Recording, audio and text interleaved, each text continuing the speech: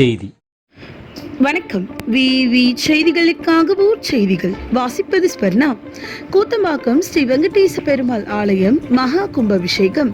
மானவரம் அருகே வெங்கடேச பெருமாள் திருக்கோவில் மகா கும்பாபிஷேகத்தில் ஏராளமான பக்தர்கள் கலந்து கொண்டு சுவாமி தரிசனம் செய்தனர். ராணிப்பேட்டை மாவட்டம் பானவரம் அடுத்த கூத்தம்பாக்கம் நரிக்குப்பம் பகுதியில் எழுந்தருளியுள்ள பத்மாவதி அலமேலு மங்கா சமேத ஸ்ரீ வெங்கடேச பெருமாள் கோவில் மகா கும்பாபிஷேகம் நேற்று விமர்சையாக நடைபெற்றது. இந்த விழாவை முன்னிட்டு நேற்று காலை கோபூஜை, யஜமான சங்கல்பம், விக்னேஸ்வர பூஜை, புண்ணியாகவாசனம், கலச பூஜை, லட்சுமி நாராயண ஹோமம், பூர்ணாகிதி நடைபெற்றது. இதனைத் தொடர்ந்து யாகசாலையில் இருந்து பூஜிக்கப்பட்ட கலசங்கள் வேத மந்திரங்களுடன் எடுத்து செல்லப்பட்டு கோவில் கோபுர கலசத்தின் மீது புனித நீர் ஊற்றப்பட்டு மகா கும்பாபிஷேகம் செய்யப்பட்டது.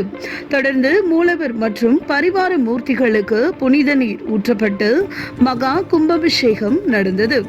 தொடர்ந்து சுவாமிக்கு சிறப்பு அபிஷேக அலங்கார தீப ஆராதனைகள் நடைபெற்றது.